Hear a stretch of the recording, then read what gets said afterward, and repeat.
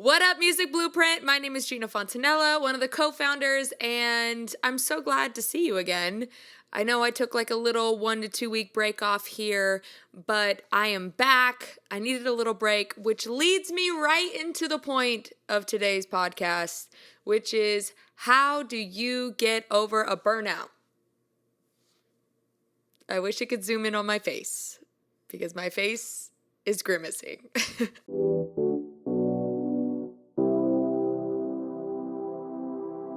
I've recently gone through an extreme burnout. I feel like I'm still in a burnout, but I have to work at the end of the day. And I'm just going to go through some steps of what helped me get out of my funk and what possibly could help you. Because as musicians, we're constantly creative, and there is just a thing that happens when your passion now becomes also your work. And it's great when you can marry the two together, but also you have to recognize, and what do I say all the time, know thyself, and know when you're either approaching a burnout or you just need a break. So the first step, number one, is take a break. I know that's really difficult, and I know that's like so a dumb kind of statement, but seriously, take a break. It's really hard in this field, especially as a musician or an artist or whatever. It's 24 hours a day. From the moment that you're awake to the moment you're asleep, it's being creative, period. And that's a lot because you never get a break. Monday, Wednesday, Thursday, Friday, Saturday, Sunday. It's always constantly music. Now, there are some friends of mine that are really excellent at taking breaks. One of my friends is Thomas Daniel. He's an amazing singer-songwriter, artist, extraordinaire. And one of the things that I've learned from him over the past few years of knowing him is that he is really great about taking a break. He will only have like 3 or 4 sessions a week, and the rest of the time is him just recouping, hanging out with friends if he wants to, playing video games if he wants to. He really does take the time to recuperate his creative mind, and every time he goes into a session, then he basically kills it because he doesn't feel so run down. For me personally, over the last few months, I have been really strict about how many sessions I take. I said sessions. About how many sessions I take. I have limited myself now to 3 times a week. And that's mainly because I actually do so much other content. So it's not really me taking a break. It's just the fact of I'm doing other content in terms of marketing and videos and stuff like that. And so I can't take on as many sessions as I normally would. But so going back to, I am really strict about how many sessions I have. But also I have now taken off 1 day a week. Well, kind of. I've done my best. I'm really bad at it, guys. I'm like, if you're a typical type A personality that just loves working and is just a workhorse, you're looking at her right here. I love working. I love what I do. I'm passionate about it. I will go, and then I'll wake up 2 years later and be like, frick, I have nothing to give. And it's a blessing that I can go that long, but it's also a curse because then when I hit the burnout, it's a really, really big burnout. It's not just like mid-level burnout and maybe I just take a day off and bounce back. So, but anyways, these last few months, I have tried to take at least 1 day off. And also I have taken like 4 or 5 days off at a time. I spent some time in Tulsa for 4 or 5 days. And I literally did, in my opinion, nothing. And my boyfriend would argue I had some projects that I had to sing, but I'm like, singing's not that difficult. I always chalk it up. I always have some reason, but I really did nothing. I like floated the river, hung out with friends. Like I tried to do absolutely nothing. I watched as much TV as I wanted to. My boyfriend came in and was like, you're in the same spot I left you. And I'm like, don't make me feel bad about it because this is what it is right now. So I really tried to just lounge, watch whatever show I wanted to watch, and not feel bad about it, because I think that's the other side of the burnout is if you're a person that has a similar personality to me, or maybe you don't, maybe you're just a person that just constantly feels bad about yourself. When you take a break, you're just thinking, oh, I should be doing this, I should be doing that. And that's even more exhausting because your brain is not relaxing. Your brain is now still thinking of all the other things that you need to be doing. And that's ruining the relaxation and the recharging of all of your creative stuff going on. So even try to, when those thoughts come up, tell yourself, look, I have busted my butt for the last year, month, week, 2 days, doesn't matter. Whatever you've decided that you've busted your butt on and you deserve a break, you deserve a break, period. There's no reason for you to feel bad about it. There's no reason for you to, put yourself down because you're not working at that moment. Don't worry about it. That's it. Be done with it. Let it go. Take the needed break that you need to take, because once you do, when you come back with a fire. Like, there's actually a lot of studies and a lot of psychological studies on this about how in the workplace, people that take more frequent breaks, actually during their period of time where they're working, they work at a faster pace.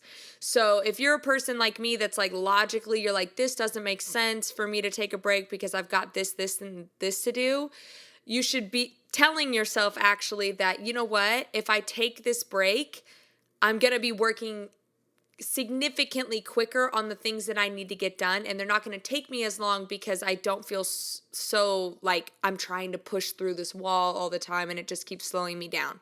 So, and again, you can look up the psychology tests on it. There's tons and tons and tons about it, about how important taking breaks are, even in the daily and then on the grand scheme of the annually and the monthly.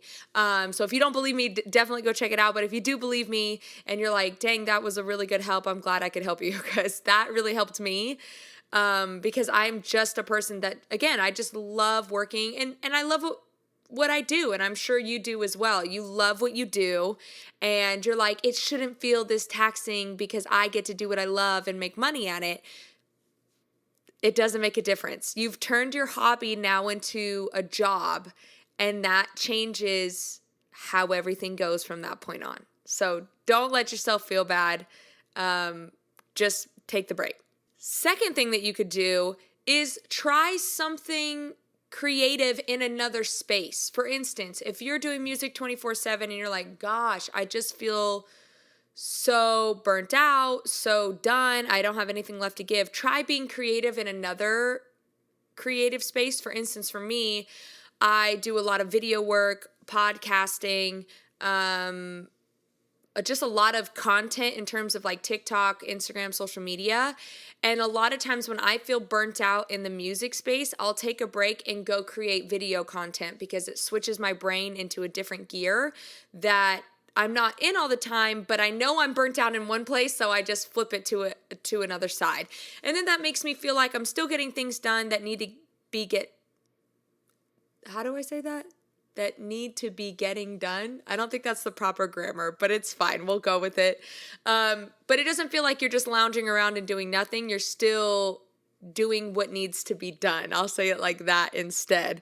And I'll say this, in that same realm as well, the third thing that you could do is create with other people. A lot of times when I am super burnt out on the music side, I will make sure that every time I'm having a session, I have somebody in there to bounce ideas off of, to kind of inspire me, because sometimes it's a lack of inspiration.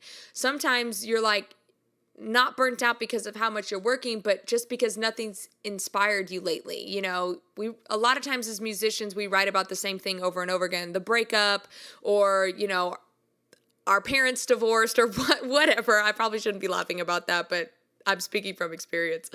And when we've written about those topics too many times, there's a lack of inspiration that happens. And in part, the reason why the lack of inspiration happens is because you haven't been getting out and about to be inspired.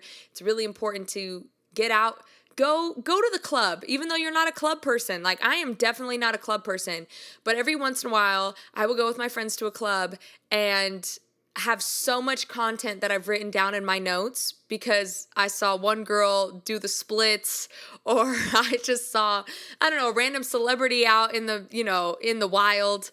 And there was just things that happened or words that were said in the interaction with me and my friends that inspired different lyrics, different experiences, and whatever. So get out with people that would inspire that.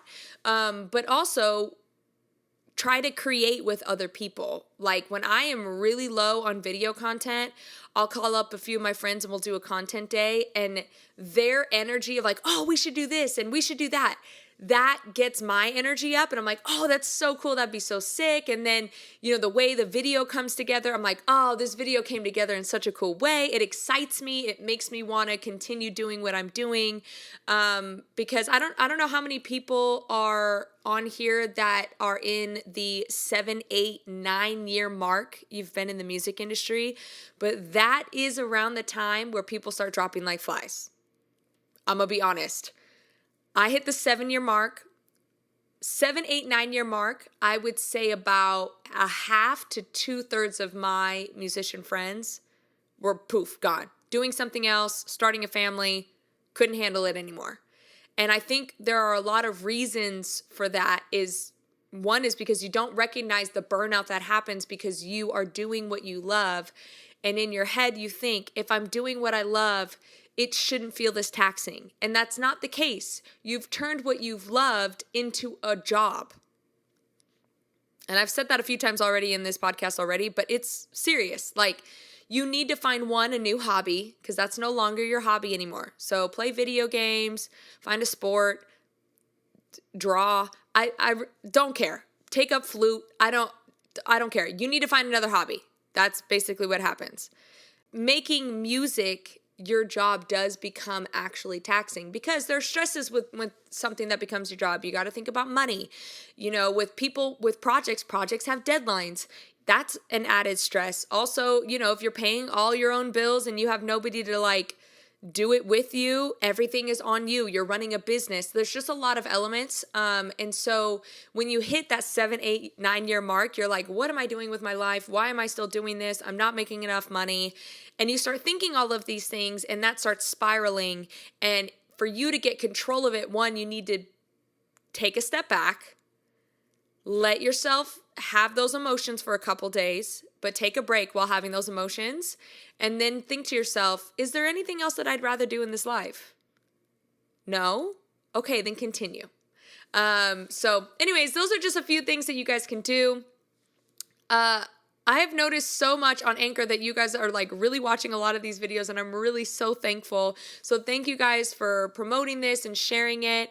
And please continue to do so. I would be so grateful. Make sure to subscribe to us on YouTube and on Instagram and Facebook, where we have also little tidbits about other things going on in the music industry.